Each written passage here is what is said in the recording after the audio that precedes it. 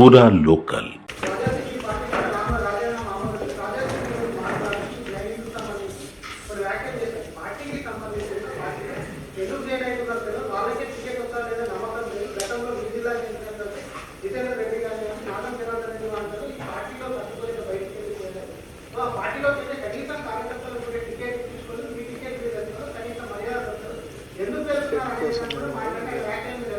No problem.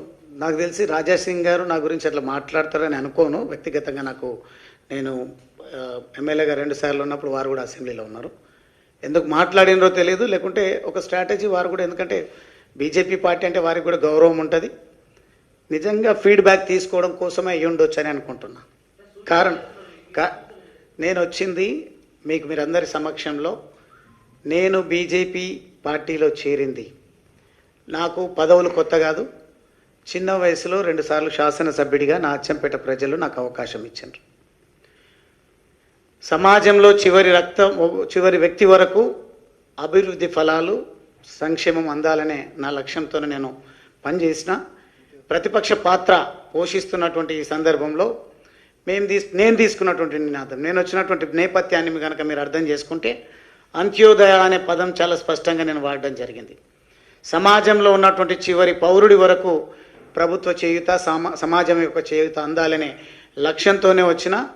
నేను ఒకవేళ ఎమ్మెల్యేనే కావాలి అనుకుంటే నాకు అక్కడ ఏమాత్రం ఇబ్బంది లేదు. అందుకే నా రాజీనామా లెటర్లో కానీ పలు సందర్భాల్లో నేను గతంలో ఏ పార్టీలో అయితే పనిచేయడం జరిగిందో ఆ పార్టీ పెద్దలకు ధన్యవాదాలు తెలియజేసిన. ఆ పార్టీ సిద్ధాంతాలతో పనిచేసి నచ్చినప్పుడు, ఇప్పుడు నాకు తెలిసి నేను ఇంకా అచ్చంపేటలో అడుగు పెట్టలేదు, ఆ పార్టీ సిద్ధాంతాలు వల్ల హిడెన్ ఎజెండా వేరే ఏదున్నదో స్లోగా నాకు అర్థమైంది. నేను మా వాళ్ళకు అర్థం చేయించేటువంటి ప్రయత్నం చేస్తా. కానీ యువతరాన్ని రాజకీయాల్లోకి ముందుకు తీసుకురావడం కోసం ప్రయత్నం చేస్తా తప్ప, నేను యువకుడిగా ఉన్నా, సీనియర్ రాజకీయ నాయకుడిగా 2 సార్లు శాసనసభ్యుడిగా ప్రాతినిధ్యం వహించిన నాకు అనుభవం ఉంది. కానీ ఎన్నున్నా కానీ ప్రజలకు సేవ చేయాలనే సోయి లేనటువంటి ప్రభుత్వాలు ఎన్నున్నా, ఎన్ని అవకాశాలు వచ్చినా మనకు నిజంగా ఆ స్వాతంత్రం, స్వయం ప్రతిపత్తి లేకుంటే ప్రయోజనం ఉండదు. కానీ ఈరోజు మోడీ గారి నాయకత్వంలో అద్భుతమైనటువంటి ప్రగతి నడుస్తూ ఉంది. ఆ ప్రగతి బాటలు మనం తెలంగాణలో కూడా పటిష్టంగా వెయ్యాలి. దానికోసమే నా ప్రయాణాన్ని మొదలుపెట్టినని చెప్పడం జరిగింది. కాబట్టి టికెట్ల గురించి, పదవుల గురించి ఈరోజు మరొక్కసారి నేను బల్లాగుద్ది చెప్తా ఉన్నా. రాజకీయాల్లోకి నేను వచ్చింది ప్రజాసేవ కోసం. నా వంతుగా నేనేం ప్రయత్నం చేయాలనో, అధికార పార్టీలో ఉండి కూడా ప్రతిపక్ష పార్టీ ప్రజాప్రతినిధిలాగా నేను గర్జించినటువంటి సందర్భాలు, అసెంబ్లీ సాక్షిగా కొన్ని పథకాలను అమలు చేసే విధంగా నా ప్రసంగాలు ఉపయోగపడ్డాయి. ఈరోజు నిజంగా నేను అనుకున్నటువంటి ఆశయం, ప్రజలు అనుకున్నటువంటి కోరిక నెరవేరాలంటే అది బీజేపీతో సాధ్యమవుతుంది.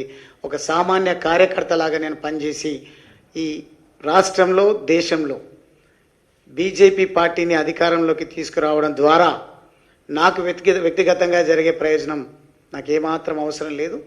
నా వర్గాల ప్రజలకు, నా అంటే నేను ఇచ్చేటువంటి నిర్వచనం, ప్రతి పేదవాడికి ప్రభుత్వ సంక్షేమం చేయూత అందే విధంగా పనిచేయాలనే కోరికతోనొచ్చిన ఎమ్మెల్యే, ఎంపీ పదవులతోన ఏమాత్రం నాకు యావలేదు. అవకాశం వస్తే వదిలిపెట్టేది కూడా లేదు.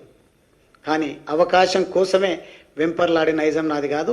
నా ఆలోచన, నా ధ్యాస అంతా కూడా ప్రజల అభ్యున్నతి కోసమే పనిచేస్తానని మరొకసారి మిత్రులు రాజా సింగ్ గారికి కూడా మీ ద్వారా తెలియజేస్తాము.